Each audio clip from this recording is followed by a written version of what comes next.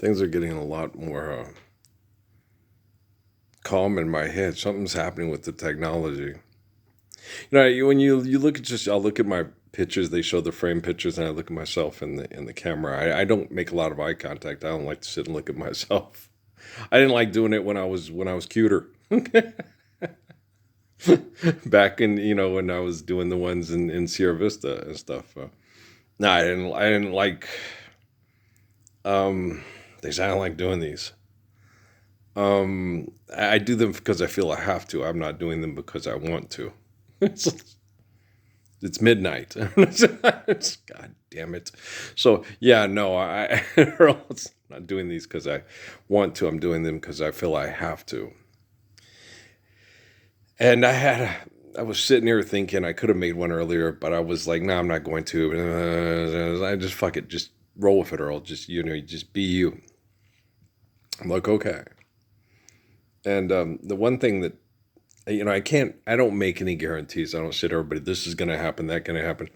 I can guarantee you that well, you certain things you can guarantee, like that I'm truthful. I won't lie to you to try to gain power over you and manipulate you with money and technology. So I can guarantee you that, right?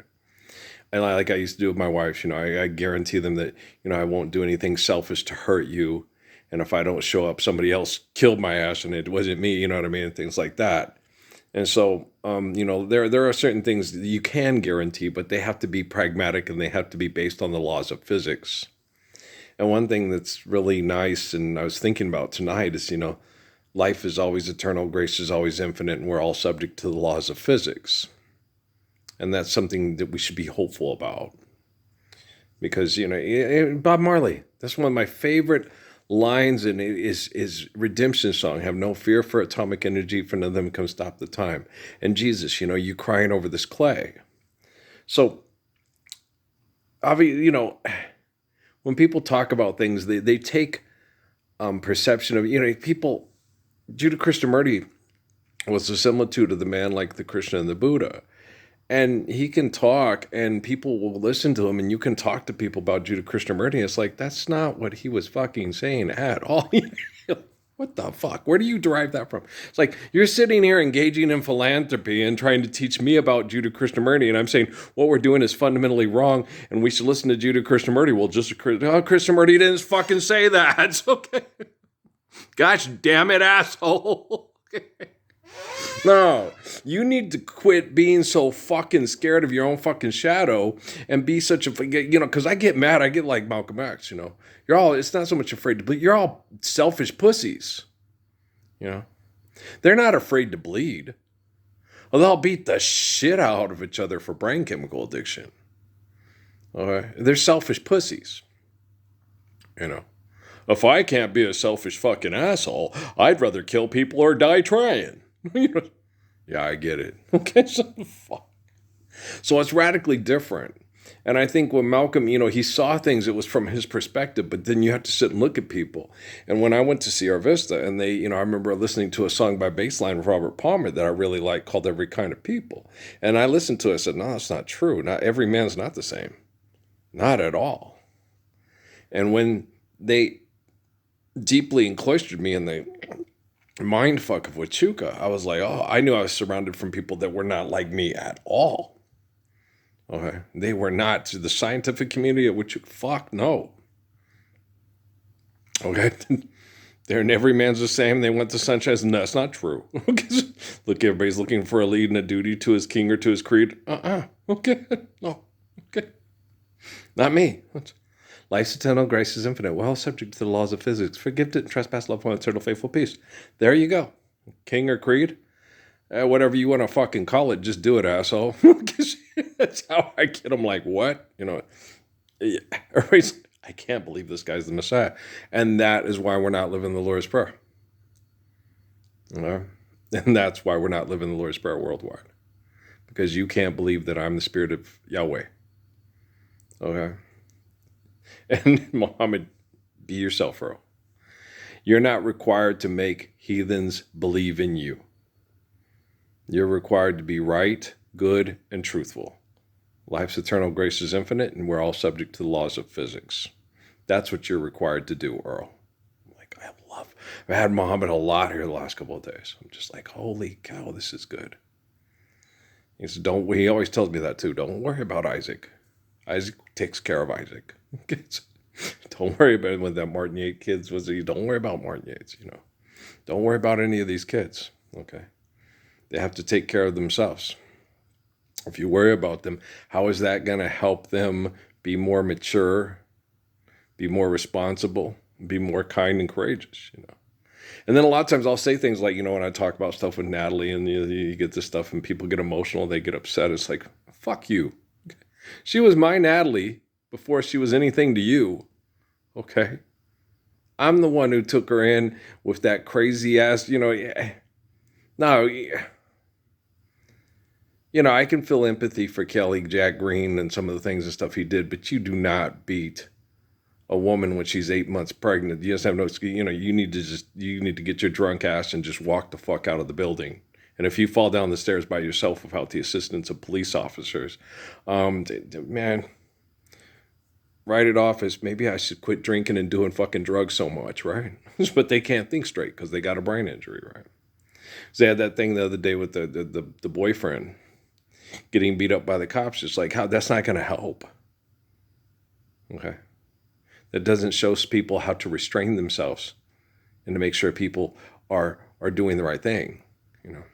Once you get there and they stop beating him up after the fact, if he doesn't stop, and when you get there and he's still doing it, then you kick his ass. Okay. But once you've got there and you stop him, you're just perpetuating him. You're just like him. Okay. The time to kick somebody's ass is when you say, hey, I'm going to keep doing whatever I want to do. Okay. When they stop, you go, okay, that's good. You made a wise decision. Now let's go. Sleep it off and wake up in the morning, get ready to, be responsible for your actions. But incarceration does not work. Incarceration is insidious, and incarceration is disgusting, and incarceration is perverse. It's perversion. Okay. What's the difference between a serial rapist going and kidnapping a girl and incarcerating her and then thinking he's rehabbing her? After a while, she'll get Stockholm Syndrome and enjoy having sex with me, because she'll just resign herself to the stuff that this is going to be her existence until I die, which might be the next 25 to 30 years. Isn't that the same as you guys sending someone to Folsom or San Quentin? Okay, it doesn't have any logical value. Incarceration is insanity, right? It's inhumanity. Are you forgiving debt and trespass and loving one eternal faithful peace? Okay. And then if someone's going back to the old ways, you come over, hey, stop. He says no, kick his ass. If there's no option to kick in his ass, you just sit there and say, hey, Goliath, you just bought a knife to a gunfight, you raping eunuch and motherfucker. You see what I'm saying? Okay. So you've got to be intelligent in order to protect people from violence. If you're not intelligent, you can't protect people from violence. You're the source of the violence. You're the cause of the violence. Okay. You're a philanthropist. You're trying to be kind with money. You can't be kind with money. You say, I'm going to be kind with money, and then you incarcerate people because they want to be the person in charge of the money. Okay. You forgive debt and trespass, love one, eternal, faithful peace. Incarceration is, what are you doing? Incarcerating them. You're locking them up. Okay. And this is going to stop the behavior. Right? No, I locked up the food at night because Noah would get into the Little Debbie snacking oatmeal cakes and eat them. And I understand. Okay. I understood. I was empathetic. Those are really good. And I'd get up and sneak up and eat them too. When I was a kid, I did the same thing when I threw up with the ice cream root beer float stuff. So I understood, but I knew, I had to take proactive measures. So I put a padlock on the pantry, because Noah was not the type to sit and take my instruction. He would do it anyway.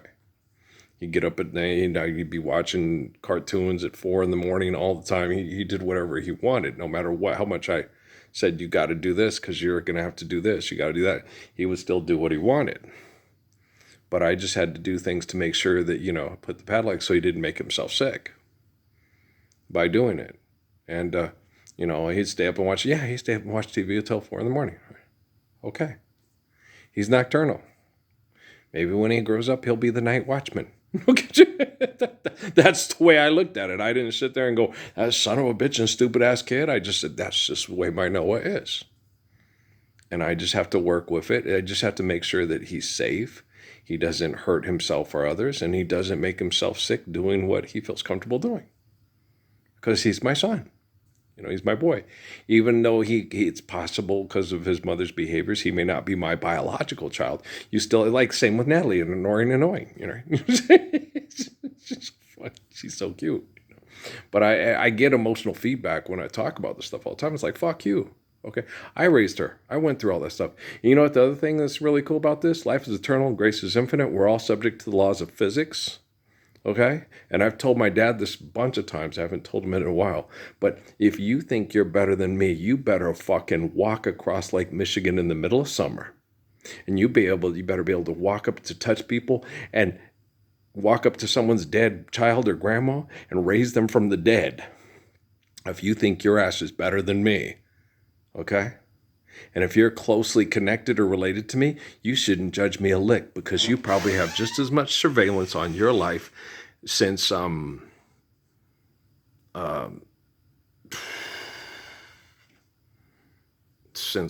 when? You know what I mean? The moment you became involved with me, you better have done everything better than I've ever done my whole life. And braver, kinder, more intelligent, more compassionate, more merciful, and more gracious than I've ever done my whole life. The moment you showed up into my life and anybody that's involved in my life. Do you understand this? You better understand it perfectly, okay? Because David Rockefeller had the most extensive surveillance operation in the history of the world.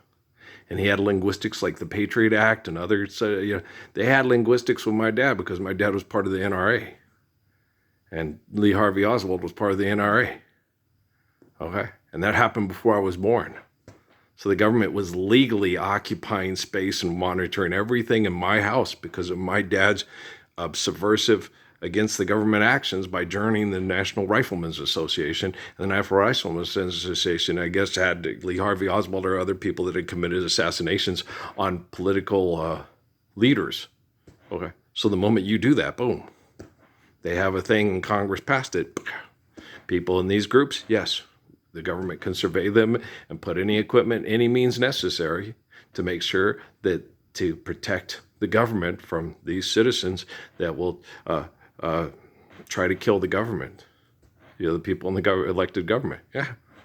So, and then when I made those videos from out doing Jinadad and Osama bin Laden, I knew exactly what I was doing. Okay. I knew exactly what I was doing. I could get all the hypocrites that murder over money and say they believe in God and have faith in God to be isolated, contained, and dealt with by computing as rapidly as I could get it done. And it's not what I wanted to do, but I know what I need to do. Okay. If you guys can change, that would be really nice. If you can't, that's your decision. Okay. I love you, all right? Peace out.